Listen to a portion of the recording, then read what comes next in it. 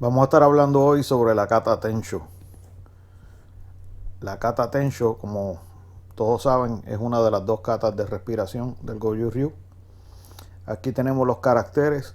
Este carácter aquí están en forma de kanji. Ten, Sho. Aquí está en katakana.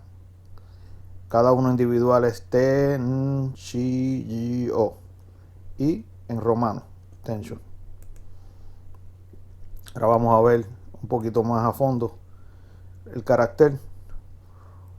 La primera parte del primer carácter, que es esta parte que está dibujada aquí, como pueden ver desde la parte de arriba, si la vemos, como si viéramos una carreta desde la parte de arriba, desde el cielo hacia abajo. Y eso lo que significa es que rueda. Cualquier carácter que tenga que ver con vehículos, pues ese es el que se utiliza, guruma. Eso es lo que significa. La segunda parte es al revés y al derecho, o invertir. La tercera parte, el segundo carácter, que vamos a dividirlo también en dos componentes.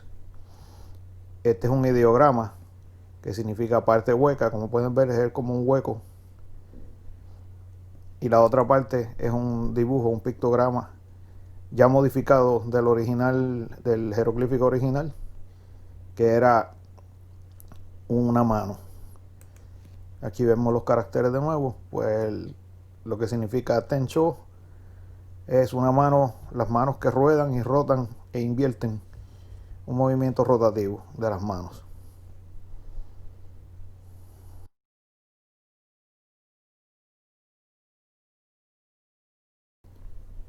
A continuación vamos a ver la kata que hizo Sensei Miyagi, que incluye Sanchin y Tensho juntas, ejecutada por el profesor Teruo Shin. Si ven la ejecución de él, no es muy fuerte ni muy suave tampoco, es bastante balanceada.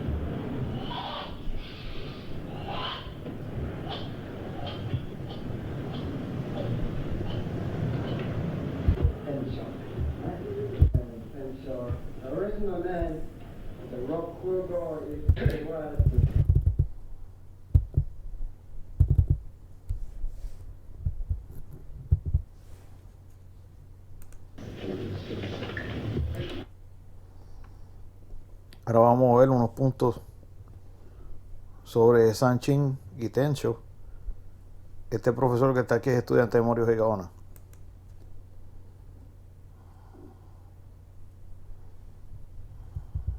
My body's straight. I drop my right hip in, and I go. If I exaggerate it so that foot can go that way. way I don't have to go like this. I do this. Goes together.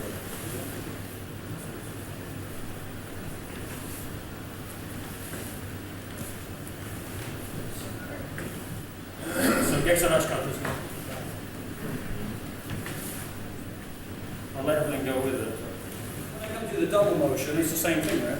It's not now, the double motion isn't different in that I'm somehow doing this. It's the same. It's the same with one.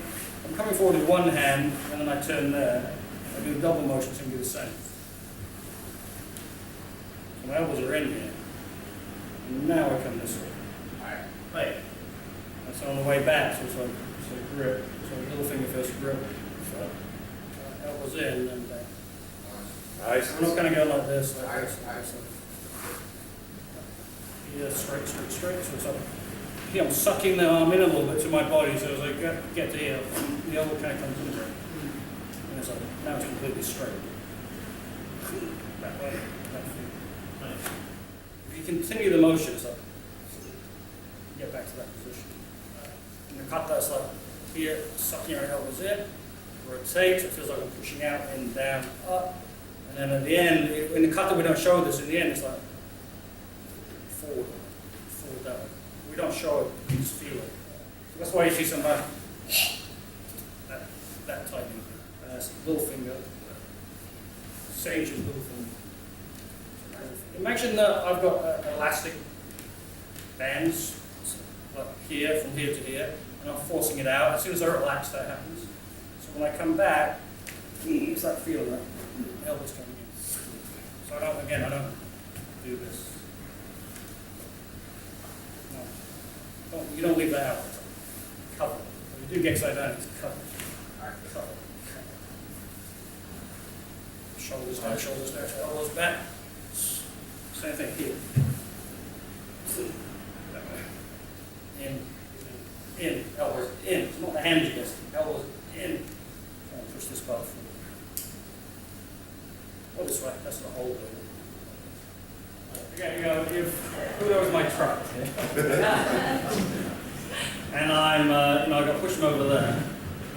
I use the amount of energy I need to, and the strength will automatically come from where it's supposed to come from. And where it's not going to come, it's not going to come from my arms. If I tense my arms up, then it's like, no, the strength has to come from the ground.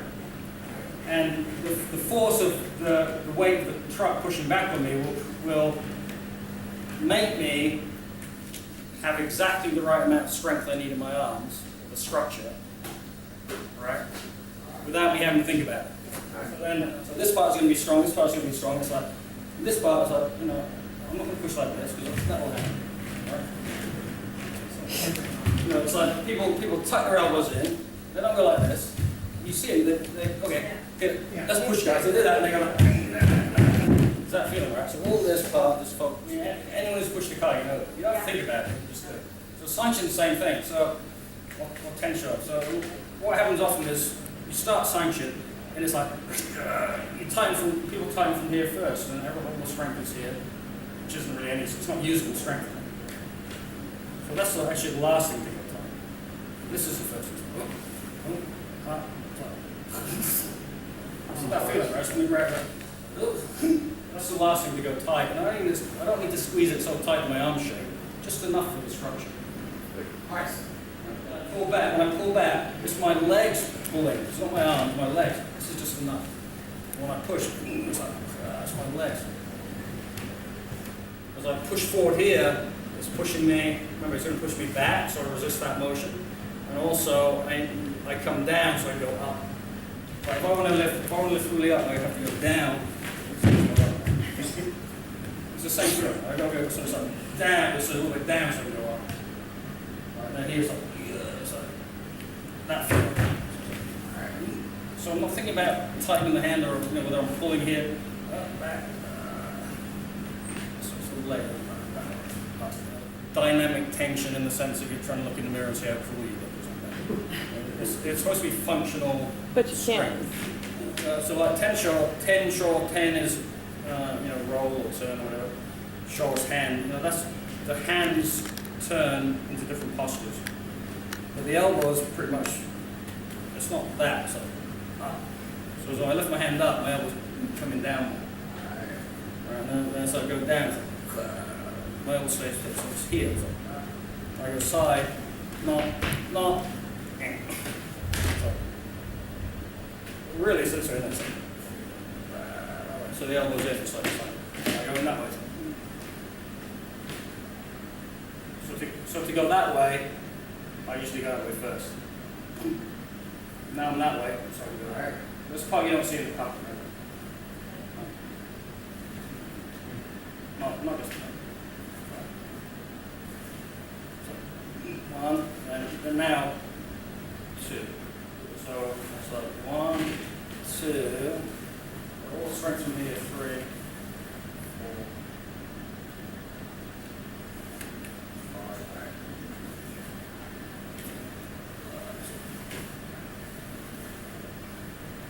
Everything's really close.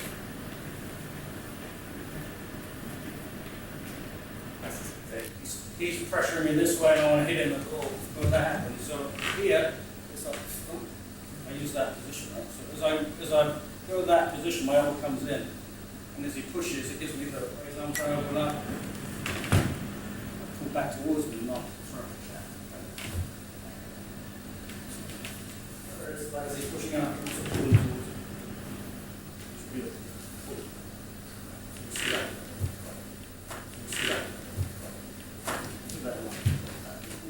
The way we breathe in Tensho today wasn't the original way. It was taught. It was a different type of breathing, faster breathing, wasn't as forced. Math was, well, 2 circulations of breath. So one is where you imagine the breath up the perineum, and the other way is the opposite. Into the perineum, then up, out the spine. So one is a cooling breath, one is a heating. There's many ways to do those breathing within themselves, so you can have equal exhale, inhale, longer exhale, shorter inhale, longer inhale, shorter exhale. You can hold the breath between. If the energy's going that way down, it feels like you're going this way. When the energy goes up, it feels like Tensho relies on the fact that you've already practiced Tensho. So Tensho, people say, well, Tensho, you're more relaxed, or softer, or whatever it is. Well, I don't think so. If you go to a gym, and you see someone who hasn't trained with weights, and they walk over to a bar, and they try and do a deadlift with 200 pounds or something, and it's like, it looks like, well, they're using so much energy. But then you see some guy who's like, does it all the time, that's their warm-up, they just come over to it, and it's like so smooth. Because they already have the strength. They already developed it. So that's kind of the, if we develop that in Tensho, then we can use it in Tensho. We haven't done much Tensho, we'll probably do Tensho just like we do Tensho. And it's going to look like some sort of crazy person trying to pop their blood vessel. That makes sense. So that's why I think people say, well, Tensho looks softer. Well, it's gorgeous. It's not Jew or something. Gorgeous.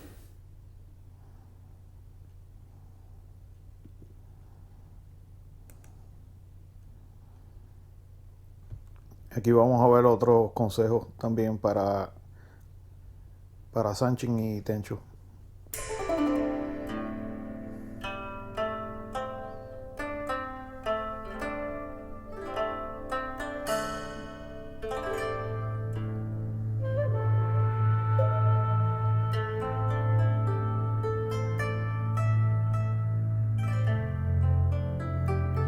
Pueden apreciar ahí la posición Tensho y no ver las rodillas tocando una con la otra, sino la tensión de cadera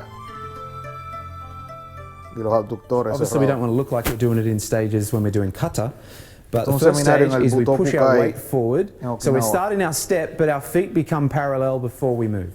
We never step with our foot still here. It's really bad for your knee joint for one, and you're not going to have power when your foot's on an angle. You can imagine trying to run a running race pigeon-toed. You're going to have no forward thrust. So we push our weight, so we become this quad, everything becomes aligned, and then we keep our heel on the ground as we step through. So step through, just first stage, push your weight forward, parallel your feet up, 1. And then I want you to keep your heel on the ground as you step across, 2. Don't make it again, don't make it like this. And then go smooth and smooth. Smooth and smooth. Each. Push your weight forward. 1. We become parallel. And then our heel stays on the ground. 2. Okay, why does our heel stay on the ground? Anyone? If my heel comes off the ground, see how my weight went this way? And then it goes this way? But in a short space, I've only got a short amount of space to develop forward power. So the last thing I want is to be grappling with someone doing this.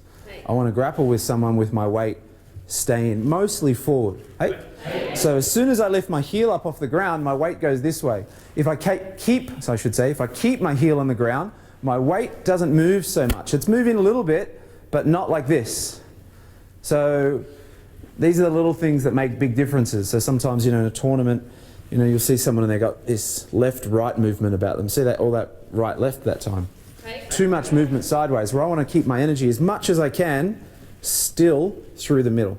So I just want you to work on that for the moment. So we're going to push our feet parallel and keep our heel on the ground as we step through. So we've got itch.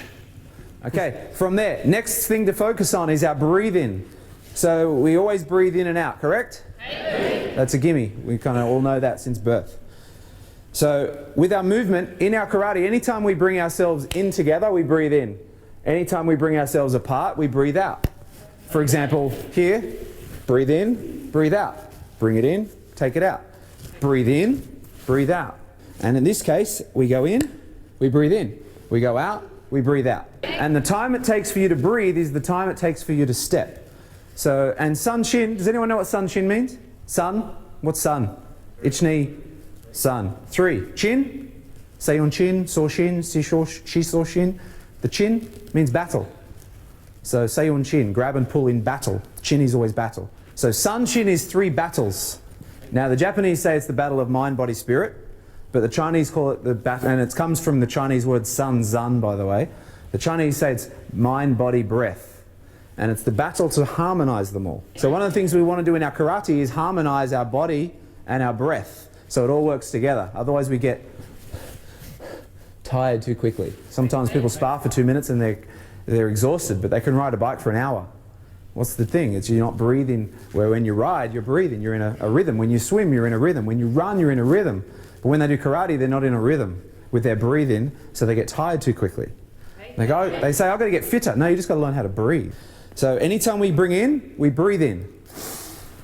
You don't have to breathe this loud, but if I do it quietly, you don't know what I'm doing, by the way. When my feet come in, like an accordion, I breathe in. When my feet go out, I breathe out. So I want you to add that to the mix now. You ready? Itch, breathe in, breathe out. And when we breathe, do we breathe like this? Anyone? Or do we breathe like this? Is that how we breathe? So all slow moves in karate should be, they should match our breathing. So sometimes you'll see, people like, it's like, where's the rhythm? You're meant to breathe. Breathe in, breathe out. Breathe in, breathe out. Breathe in, breathe out. It all matches. So our stepping needs to be fluent, not sort of, we need to, just like we breathe. Okay, stepping forward. Itch. Again, you don't have to breathe that loud, by the way. I'm just trying to demonstrate. Last thing we want to get with our sun chin is the rotation of our hips up. We want to flatten our back out. So we go from here, 100% tension in our core. To step forward, we drop from 100 to 90. We don't go relax. We don't go. We just go from 100% tension to 90% tension. So we're still strong. So we drop it so our hips are rotated forward. Because sometimes you'll see people, especially the black belts, do this. See how much movement there was in my hips? If I was able to move that far, then I had to be way more than 90%, way less than 90% tense to be able to get myself, so much booty happening there. Got my full Beyonce going on at the moment. So it should just be a tiny 90% back to 100%. 90%, 100%. Hey, let's just try that. So we want to make sure we're rotating up. Itch. So breathing in, but we're still 90% tense. And then we go back to 100. Itch. So you can pull your right hand back, 1. When you pull your right hand back, you can move your hip back about 1 inch. It doesn't have to stay square. You can move it back an inch or two and then push it in and block again. Itch. And pull it back. Breathe in and then bang. So full speed now. So everything's slow except, and even the pullback is slow, but punch and back to here is fast. Parallel, breathe out, pull back slow, breathe in. Remember when things come in, we breathe in. Breathe in, breathe out. Nice flat back. You'll notice, even before a lot of you, when you're pushing your hips forward, your posture is back. So see how my shoulders are behind my hips? Like if there was a string tied from here down, it should hit the belt.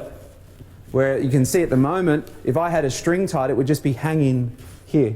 Make sense? So it's not a good way to fight, would you agree? Back here. Don't have much power. Very easy to push over. Very easy to manipulate. So we want to make sure that our posture is always flat. So the rotation is happening, but not at the expense of our posture. The hands twiddle that out as far as you can. If everyone grabs your bicep and rotate your wrist left and right. What do you feel your bicep do? Tighten. When does it tighten? Out. The further you tighten it, the further the bicep engages. So part of your karate training is not just for self-defense purposes, although it's when you're here you're a lot stronger, but it's also a conditioning part of your body. You turn this out, you're conditioning your biceps. Elbow, make sure it's in front of your partner's floating ribs, not out here. See how this is outside my ribs? You'll notice if you wave your elbow in and out like a chicken and you squeeze up here, you grope in here, the upper pec, there's a little muscle up here. What do you feel that do if you've got pec muscles? It tightens. So everyone has chest muscles, it just depends on how big they are. But you'll notice if the elbows are in, not only am I protecting my floating ribs, which can really damage me because you can't breathe when you get hit in the floating ribs. Not only are you protecting the floating ribs, you're conditioning your upper arms up here. And in combat, again, because Sun Chin is for close quarter grappling mainly. So people are going to try to manipulate you, twist your arms, get you, lock you around, do all sorts of things. But if up here is strong and it's tense, it's a lot harder for them to do that. And in striking combat, it's a lot harder for them to wind you. So make sure the elbows are in, but the hands are out. See how it's like a V formation? Flying V versus this. We get that flying V formation. Biceps are tense, up here is tense. Don't grope your partner's chest. They can do that themselves. Rotating the hips up, but we're not breathing out, not leaning forward, I should say. Check their breathing. So I occasionally ask them to do it louder. When you breathe out, open your mouth, relax your mouth. Bueno, aquí acabamos por hoy. Después le estaré dando otros tips.